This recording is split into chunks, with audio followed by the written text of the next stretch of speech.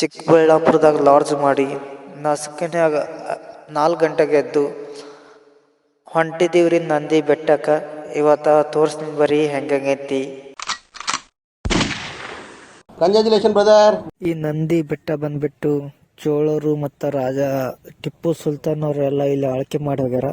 ಈ ಆಳ್ಕೆ ಮಾಡಬಂತು ಸುಮಾರು ರಾಜರ ಕಾಲದಿಂದ ಬಂದೈತಿ. ಇಲ್ಲಿ ನೋಡೋಕೆ ಏನು ಸ್ಪೆಷಲ್ಪ್ಪ ಅಂದ್ರೆ ಫುಲ್ ಹೈಟ್ ಆಗೈತಿ. ಇಲ್ಲಿ ಸುಮಾರು ಐತಿ ನೋಡೋಕೆ.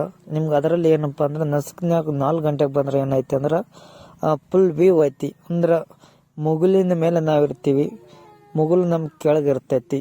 ಅದೇ ವಿಶೇಷ ಐತಿ. ಫುಲ್ ವಿಡಿಯೋ ನೋಡ್ಕೊಂಡು ಬಿಡ್ರಿ ಹೆಂಗೈತಿ ಅನ್ನೋದು ಅಷ್ಟೇ.